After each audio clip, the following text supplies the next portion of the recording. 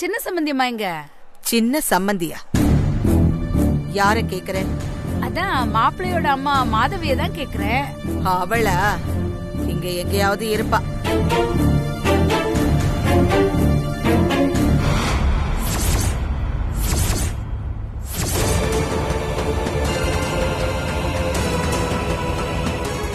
வாங்க, நலுங்கு எடுத்து வைங்க. என்னக்கா யோசிக்கிறீங்க? ஆரம்பிங்க. இல்ல மாதவி, முதல்ல நீயே ஆரம்பிச்சிரு. அதேப்படி தென்றலுக்கு நீங்க தானே முதல் அத்தை.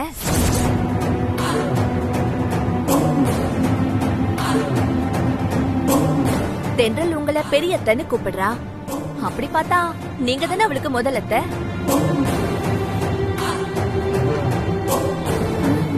அதனால நீங்களே தென்றலுக்கு நலங்க ஆரம்பிங்க. போங்கக்கா. வாங்க, வந்து நலங்கு வைங்க.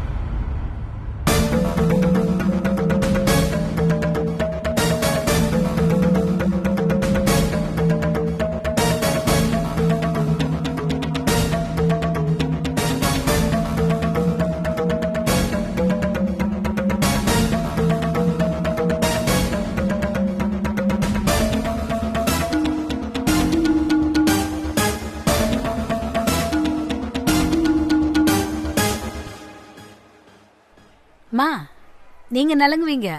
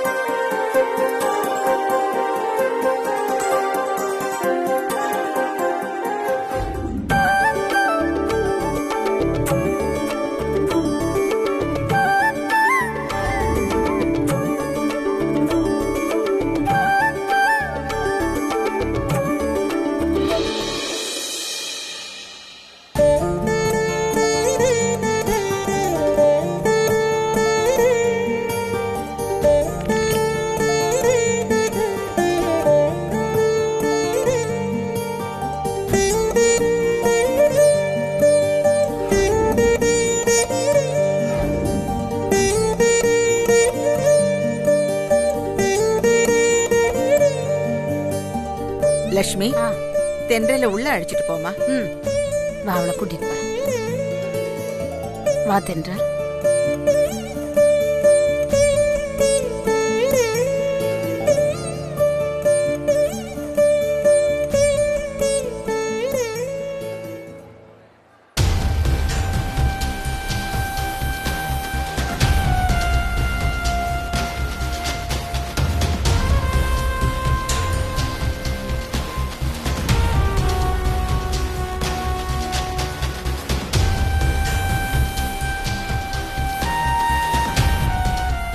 என்னடி பாக்குற?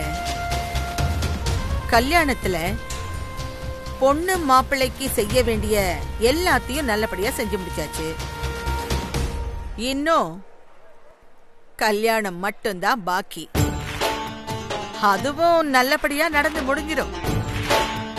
அந்த நிமிஷத்துல இருந்து தென்றல் ஆண்டாளுக்கு அடிமை ஆயிடுவா.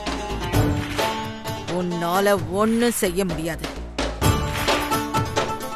இவ்வளவு நேரம் இருந்துட்ட, இன்னும் கொஞ்ச நேரம் தான் இருந்து கல்யாணத்தையும் கண்ணால வேடிக்கை பார்த்துட்டு போ. நீங்க இப்படிதான் கனவு கண்டுட்டு இருப்பீங்கன்னு எனக்கு நல்லாவே தெரியுமே. இனிமேதான் இந்த சாரதாவோட ஆட்டமே ஆரம்பமாக போகுது. உங்க கனவை நான் எப்படி கலைக்கிறேன்னு பாருங்க.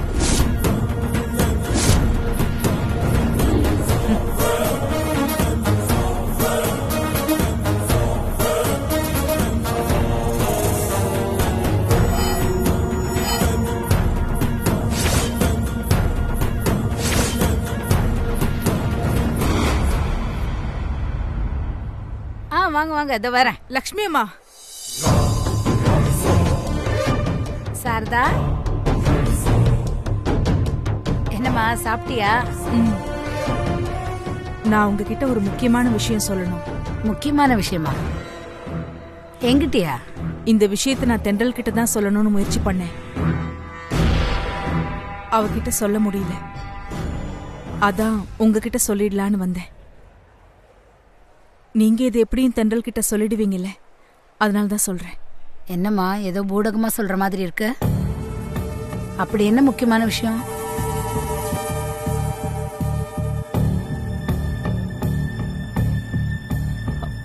இங்க வேண்டாம், அந்த பக்கம் போய் தனியா பேசலாம் வாங்க.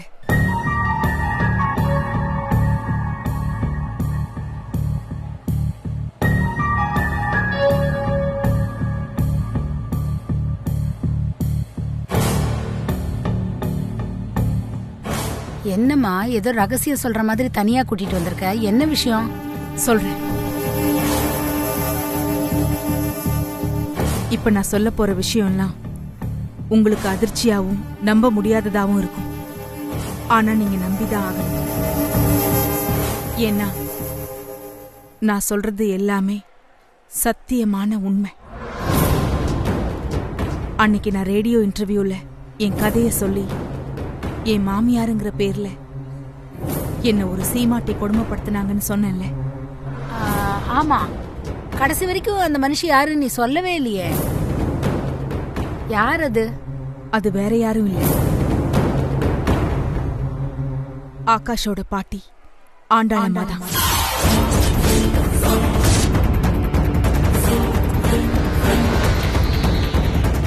என்னம்மா சொல்ற? ஆமா, ஆண்டாளம்மா தான் என்னோட மாமியார். ஆகாஷோட அப்பா கண்ணன் தான் என் புருஷன். நான் கண்ணனோட முதல் தாரம். எனக்கும் அவருக்கும் பிறந்த புள்ளதான் உங்க பொண்ணு கூட எஃப்எம்ல ஒர்க் பண்ற சித்து.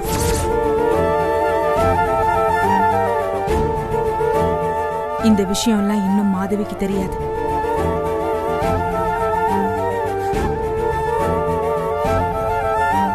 ஆனா தென்றலுக்கு சித்து என் புள்ளங்கிற விஷயம் மட்டும் தெரியும்.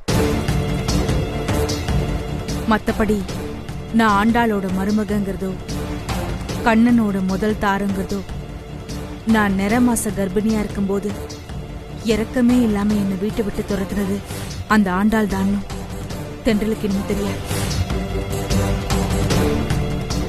இந்த உண்மையெல்லாம் எப்படியாவது அவளுக்கு தெரியப்படுத்தணும்னு நானும் எவ்வளவோ முயற்சி பண்ணேன். ஆனா அவ நான் சித்து என் புள்ளங்கிற விஷயத்த மறைச்சிட்டேன்னு என் மேல ரொம்ப கோவமா இருக்கா. என்கிட்ட முகம் கொடுத்து கூட பேச மாட்டேங்கிறா. அதனாலதான் இந்த உண்மையெல்லாம் இன்னும் தென்றல் கிட்ட என்னால தெரியப்படுத்த முடியல. தயவு செஞ்சு நீங்களாவது புரிஞ்சுக்கோங்கம்மா. இது உங்க பொண்ணு வாழ்க்கை சம்பந்தப்பட்ட விஷயம்.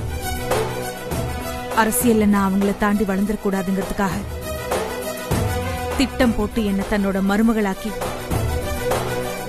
கடைசியில புள்ளத்தாச்சின்னு கூட பார்க்காம என்ன வீட்டை விட்டு துரத்தின பாவிமா அந்த ஆண்டாள். இப்படி ஒரு அரக்கத்தனமான மனுஷி இருக்கிற குடும்பத்துக்கு உங்க பொண்ணு மருமகளா போனா அவ வாழ்க்கை எப்படிமா சந்தோஷமா இருக்கும்?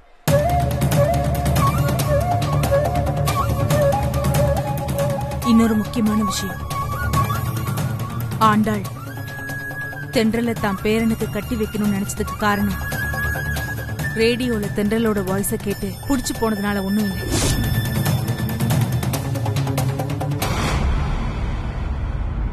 தன்னோட உயிரை காப்பாத்திக்கிறதுக்காகத்தான். ஆண்டாள் தென்றல தான் குடும்பத்துக்கு மருமகளாக்கிக்கணும்னு முடிவு பண்ணிருக்காங்க. என்னம்மா சொல்ற? நீ சொல்றது எதுவுமே எனக்கு புரியல. ஆண்டாளம்மாவோட ஜாதகப்படி அவங்க உயிருக்கு ஒரு கண்டம் இருக்கு. அந்த கண்டத்துல இருந்து தப்பிச்சு அவங்க உயிரை காப்பாத்திக்கணும்னா விபரீத ராஜயோக ஜாதகம் உள்ள ஒரு பொண்ணு அவங்க குடும்பத்துக்கு மருமகளா வரணும். அப்படிப்பட்ட அபூர்வமான ஜாதகம் உங்க பொண்ணு தென்றலுக்கு தான் இருக்கு.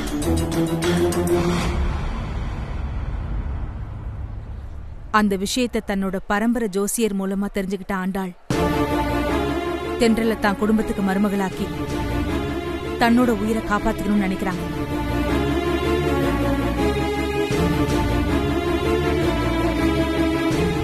அதாவது தன்னோட ஆயுள் விருத்திக்காக மட்டும்தான் ஆண்டாளம்மா தென்றலை தான் பேரனுக்கு கட்டி வைக்கணும்னு நினைக்கிறாங்க. மத்தபடி தென்றலை சந்தோஷமா வாழ வைக்கிறதுக்காக இல்ல.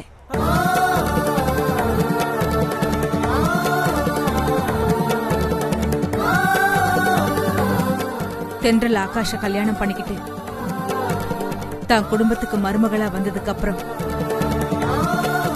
ஆண்டாள் தென்றலை எப்படி வேணாலும் கொடுமைப்படுத்த ஏற்கனவே அந்த குடும்பத்துல மருமகளா போய் இன்னைக்கு வாழ்க்கையே தொலைச்சிட்டு நிக்கிறவங்கிற முறையில சொல்றேன். இதுக்கப்புறமும் தென்றலை ஆகாஷ்க்கு கட்டி வைக்கணுமான்னு நீங்க தான் யோசிக்கணும்.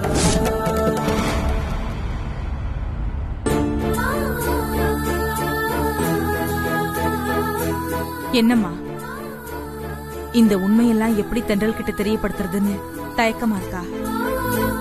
தயங்காதீங்க, வேற வழியே இல்லை.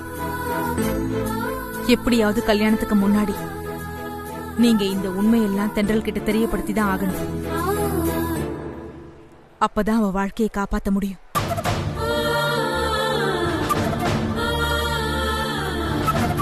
சாரதா, நீ சொல்றதெல்லாம் கேட்டா எனக்கு ரொம்ப பதட்டமா இருக்கு.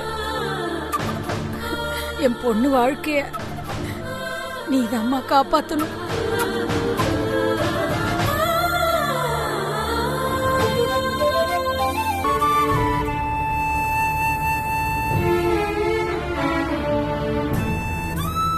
கவலைப்படாதீங்க, நான் இங்க வந்ததே அதுக்காகத்தான். எப்படியும் உங்க பொண்ணு வாழ்க்கையை காப்பாத்திடலாம். வாங்க, இப்பவே தென்றலை தனியா கூப்பிட்டு நான் சொன்ன உண்மையெல்லாம் தெரியப்படுத்துங்க.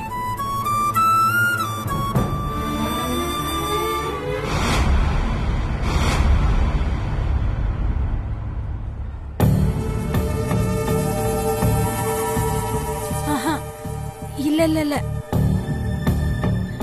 எக்காரணத்து கொண்டும் நீ சொன்ன இந்த எந்த விஷயமுமே என் பொண்ணு தென்றலுக்கு தெரிஞ்சிடக்கூடாது.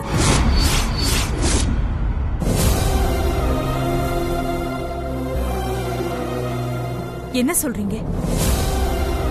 இந்த உண்மையெல்லாம் தென்றலுக்கு தெரிஞ்சாதான் இந்த கல்யாணத்தை நிறுத்தி அவ வாழ்க்கையை காப்பாத்த முடியும். இல்ல, நீ தப்பா சொல்ற. இந்த கல்யாணம் நடந்தாதான் என் பொண்ணு வாழ்க்கையே காப்பாத்த முடியும்.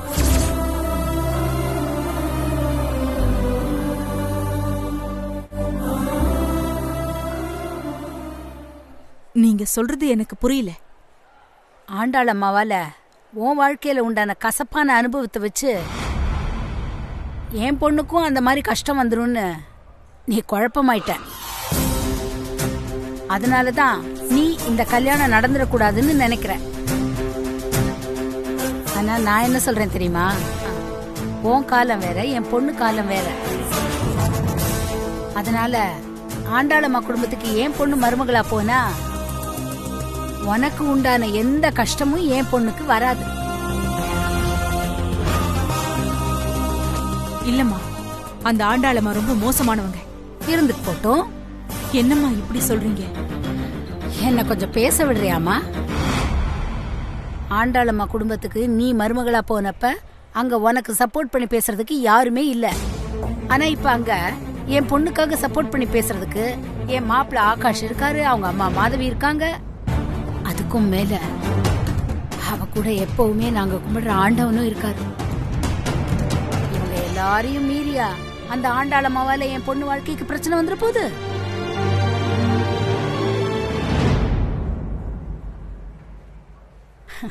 எந்த பிரச்சனையும் வராதுங்கிற நம்பிக்கை எனக்கு இருக்கு.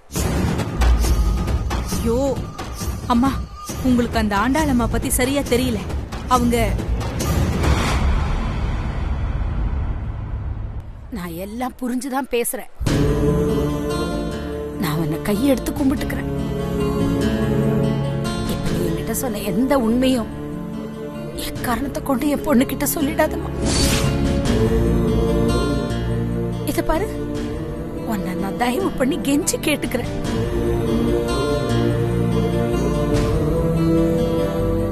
என் பொண்ணு கிட்ட சொல்லிடாத.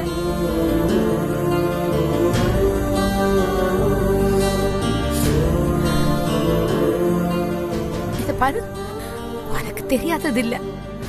மணமேடை வரைக்கும் வந்து ஒரு பொண்ணோட கல்யாணம் மட்டும் நின்னு போயிடுச்சுன்னா அவ வாழ்க்கையே கேள்விக்குறியாயிடும். இத பாரு, நல்லபடியா இப்ப என் பொண்ணு தென்றலுக்கு இந்த கல்யாணம் நடந்தாதான் அடுத்தடுத்து இருக்கிற அவ தங்கச்சிங்களை கரை சேர்க்க முடியும்.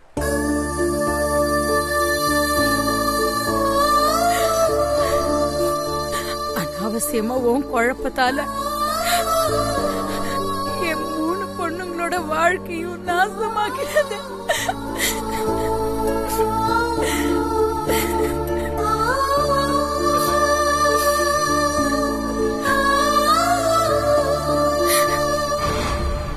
என் பொண்ணுக்கு இந்த கல்யாணம் எப்படியும் நடக்கணும்.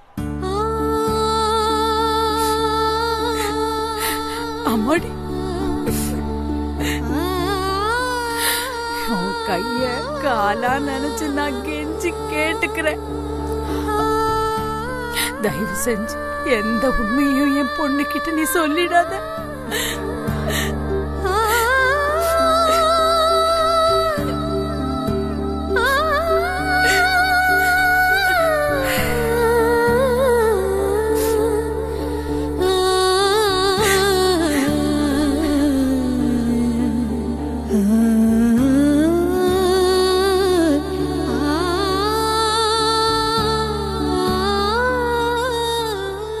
சாரதா,